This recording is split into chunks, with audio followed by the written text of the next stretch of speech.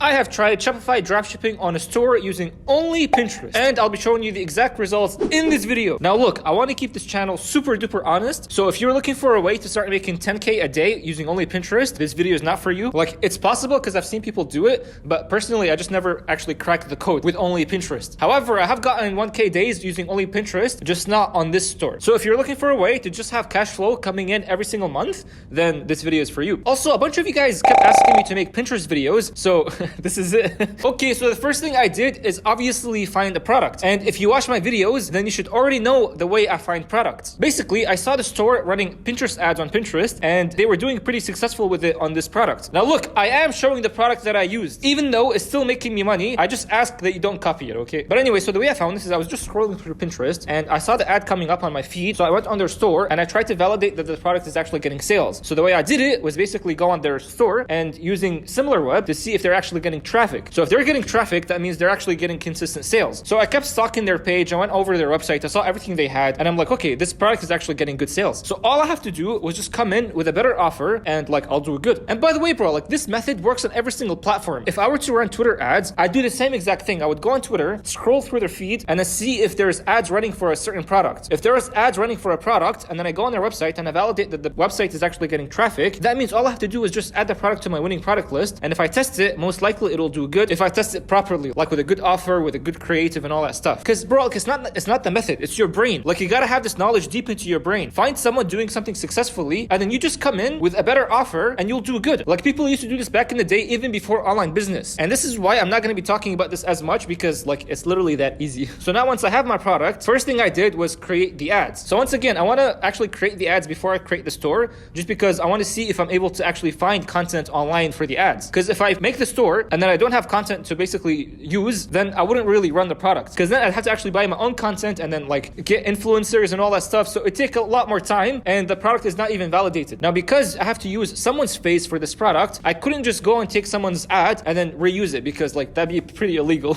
So I had to get a bunch of content online and then chop it up a bit and then create my own ad with content from like all over the internet. That way we're not really gonna get in trouble. So I went on TikTok and I typed in the product's name, and I saw a bunch of people with the product. So here's what I wanted to do. I wanted to make different variations that actually look different. So the first version is the viral type version. So I saw this video here that's doing very good numbers in terms of going viral. So I basically took the idea and I made my own version of it. Then the second version is the salesy version. So this is where I took a bunch of content online and I put them together, then added my own text and my own script to basically try to sell the product. And the last version is the boring version, and that's where I basically had a clip of only showing the product and that's it. So there was no demonstration, it was only the product in boring format, and I had to sell it that way. So I wanted to test all, because all of them are proven to actually get you sales, but I just wanted to give it a very nice test. So now that I have the ads, I had to make the store. Once again, I'm gonna be super honest with you, and in this case, my offer was buy one and get one free consultation from a beauty expert. And like, what's a beauty expert? Well, it's me. Can't you see how beautiful I am? But it's really funny because, bro, like, I got over 50 plus orders and not a single one of them came to my emails and was like, hey, where's my consultation? Some of you might be like, bro, like, isn't this scammy and all that stuff? Personally, I didn't find it scammy because it's like, I didn't say dermatologist, I said beauty expert. Like, what the heck is a beauty expert anyway? Like, to be honest, bro, I'm very good at telling if someone's beautiful or not.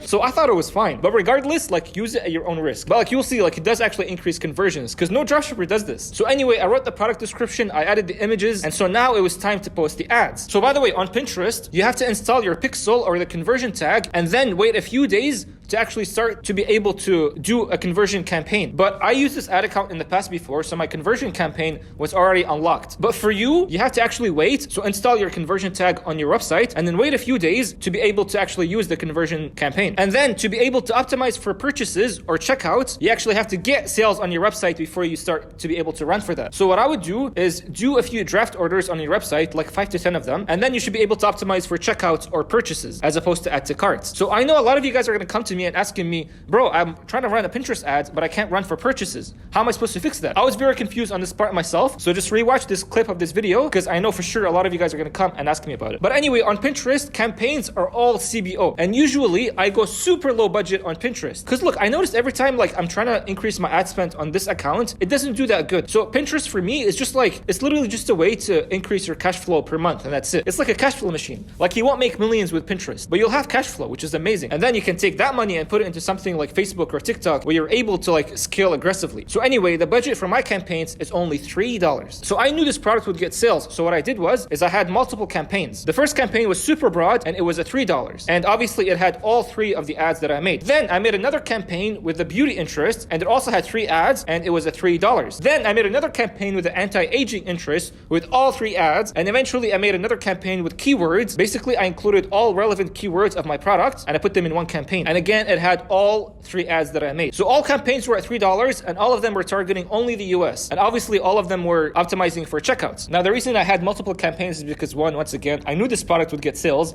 but 2 is because I wanted to test all different interests. So I wanted to test what's going to happen if I go super broad and what's going to happen if I go super niched, like super interest and like targeting a very small portion of people. Also, the reason why we go super low budget is because Pinterest, it takes 3 days to actually optimize. So even if your product is a winner, it's going to take 3 days to actually optimize. Now, luckily my offer was very good, so it was able to get purchases in the first 3 days. But usually like you won't see that many sales in the first 3 days. So it's going to be spending the budget without any results most of the time. So if we had $50 budget on the campaign, it would spend all of it and there's going to be no sales. So basically it's just throwing $50 in the fire. So I'm like, okay, might as well just put $3 and that way I'm going to be putting $3 into the fire and after 3 days it's going to start optimizing, which it did. And what's actually beautiful is that it starts becoming very consistent after that. Like, to be honest, bro, like I didn't even do that much work after the 3 days on this ad account. Like I was literally just focusing on something else and this thing was just running in the background. And all I had to do was just come in, fulfill the orders, and that's it. As you can see here, we spent $650 and then we got back $2,000. And this is in a span of 10 days. So in profit, it's like $700, which again, like it's nothing crazy. Like I've done way better numbers in the past, but again, it's like a very nice cash flow machine. Now, let me give you a few tips that I noticed work very well on Pinterest. So I noticed niche stores, they do very good on Pinterest as opposed to one product stores. So if you had a one product store like the one I had here, you have to be testing a lot of different creatives. That way, you're keeping your ads very fresh and you're targeting multiple audiences. But what I did notice is that there is stores on Pinterest that are not even running ads. They're just running like basically a store organically. And all they're doing is just posting their product on Pinterest and that's it. Most of the time, they're like fashion stores. So like shoe stores, dresses, all that stuff. I noticed they do very good because Pinterest is basically that. Like it's basically people go on Pinterest to find inspiration. So when they find a niche store that's like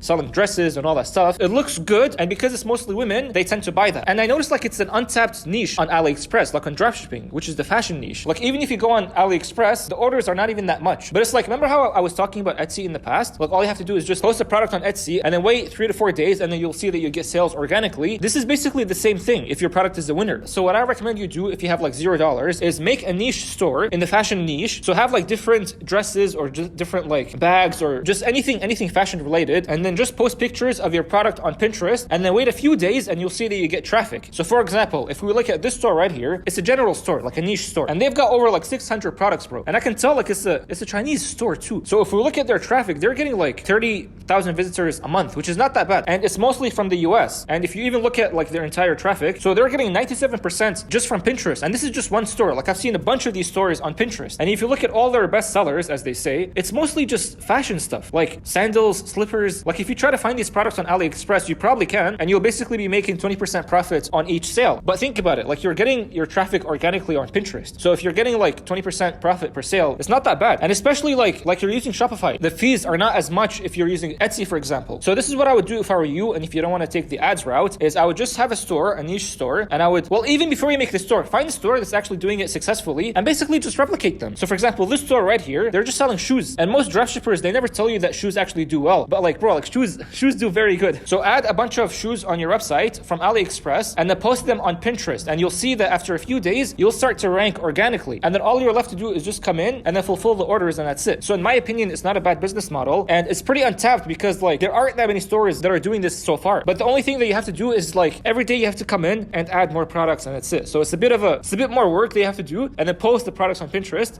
But it's not that bad. But anyway, I hope you found this video super duper helpful. I know it's going to help a lot of you guys that don't have cash flow machine yet. So do this because it's going to increase your cash flow a lot. So I did talk about Etsy. So if you want to see exactly how I did Etsy using the same method I did like with Pinterest right now, just click on this video right here because it's going to show you exactly how I made profit using Etsy. And I was basically just dropshipping.